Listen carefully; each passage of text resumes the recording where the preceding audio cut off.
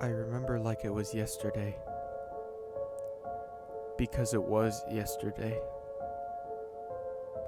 My name is James. I'm 18 years old.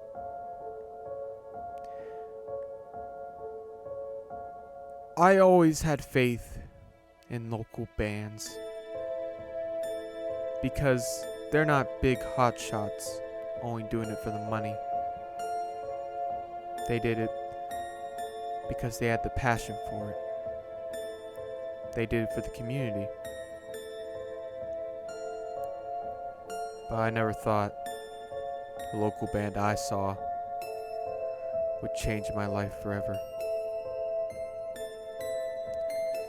I was walking down the street one day, called Main Street, believe it or not. How ironic. And I saw by our local theater, in big bold letters, Randy and Friends, tonight at 8 p.m. I was interested. Never heard of a band like that before. So I roamed around the city for a little while until it got dark. I checked my phone and it was 7:30. I decided to go see the show. I go to the theater and there's this old man, I believe in his late 60s, who was at the ticket booth. "Hi, how may I help you?" he said. "Yes, one ticket to the Randy and Friends show at 8 p.m., please," I said with a little bit of excitement. His head tilted down for a second. I was confused. "Are you sure?" he said softly, with a different tone of voice. I got nervous. "What do you mean, am I sure? Of course." I handed him the $20. He handed me the one ticket. But before I left, he said, "May God have mercy on your soul, boy." I was confused. Why did it sound like he was trying to push me away when he wanted to promote the show? I just didn't get it. So I go to the bar to have a quick snack and soda since it was still 30 minutes before the show. I sat in the lobby, minding my own business. I was surprised the lack of people not showing up. Maybe some were already in the auditorium.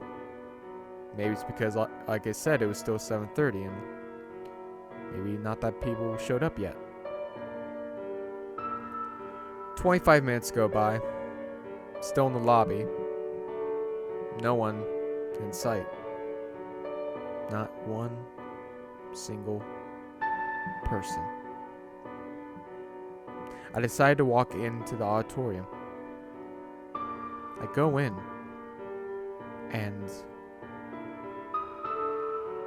there's no one in the auditorium. Not one single person.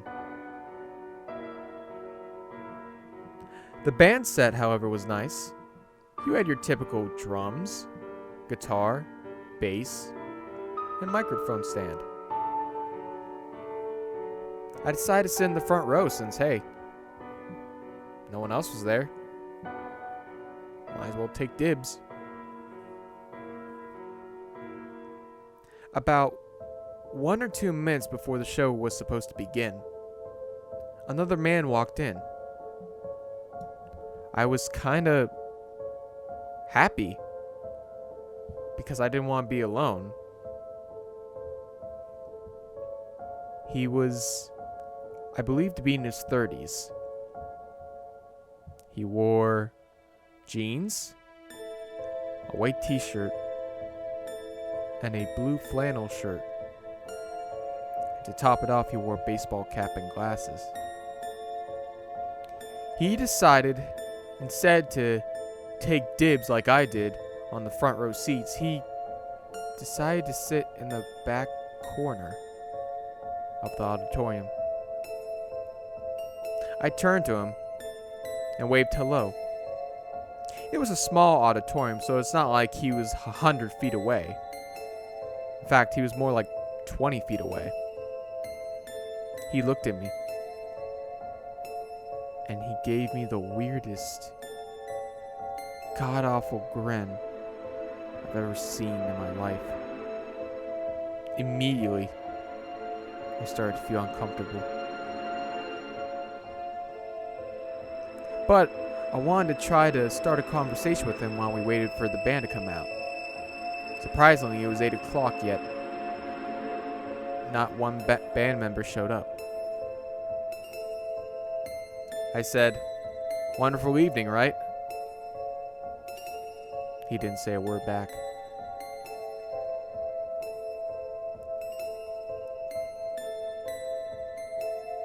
I was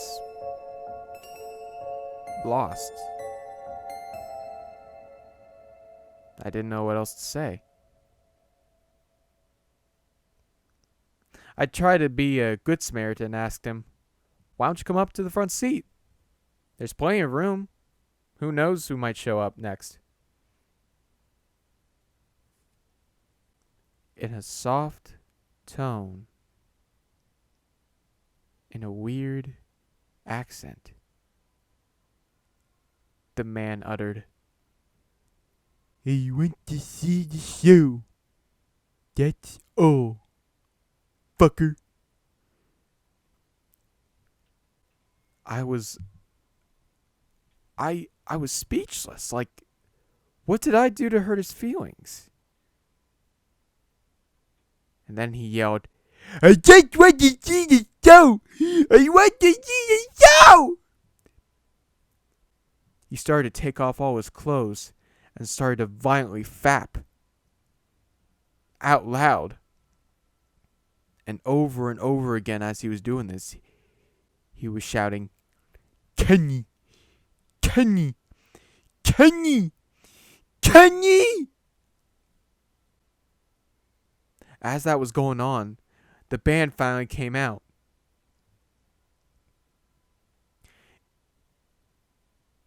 They were normal at first, but I noticed the lead guy.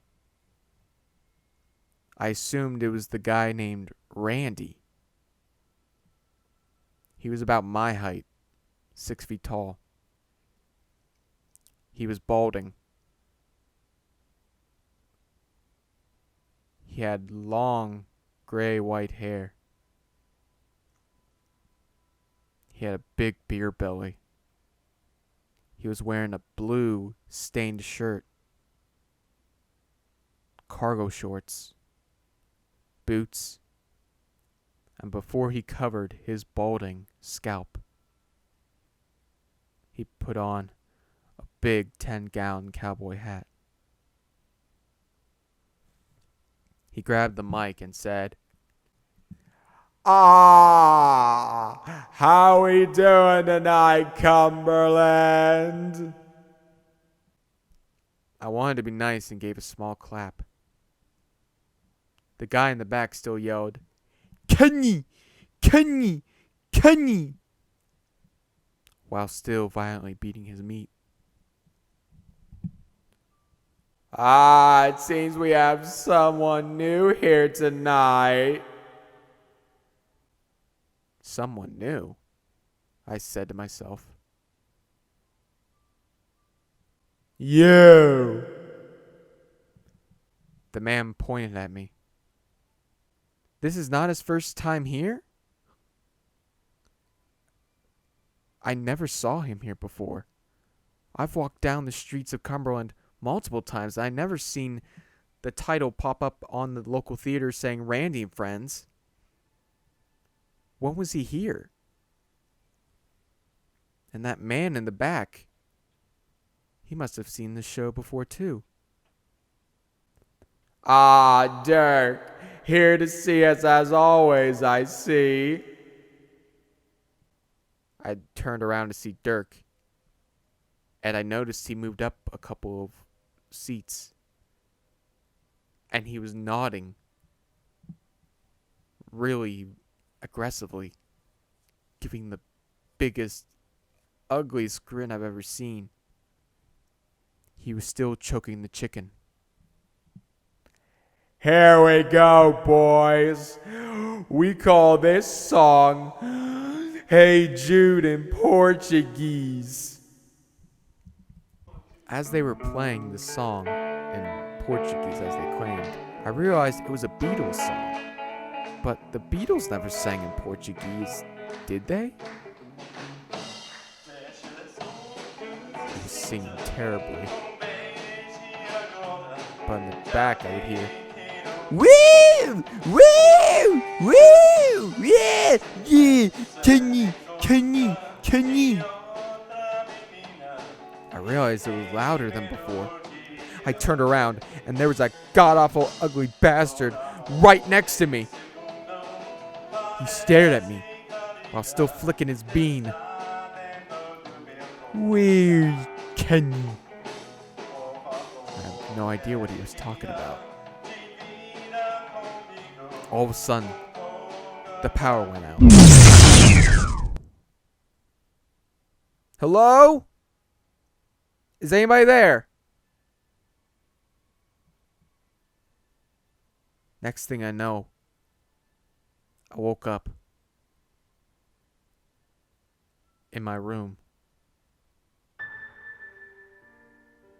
I decided to leave the house for a bit to collect my thoughts. I went back downtown. Was that all a dream? I decided to go to the local cafe to get myself a coffee. As I was sitting there at the bar waiting for my drink, I was thinking about what happened. Why did the power go out? And why did I not remember anything before falling asleep in my own bed? All of a sudden, I felt a sharp pain on my skull. I touched it and looked down at my hand and realized I'm covered in blood. That's when I felt a presence. So you like coming here too? You like coming to the Manhattan Social? He was right there, standing behind me. I felt a hand touch my shoulder. Everything went black again. I woke up, this time on the street. Surprisingly, no one came to help me. I got up. I decided, fuck this. And decided to go home. But as I was passing our local theater, I couldn't get any further. Like, as if there was a barrier blocking all directions of trying to leave. I turned around to look at our local theater. And on the sign, in big bold letters, it says, James and Friends. Tonight at 8 p.m. All of a sudden, as if my feet had the mind of their own, walked towards the theater. I walked inside. As I was walking towards the auditorium, I went past the ticket booth guy. With a slight grin, he said to me, I tried to warn you.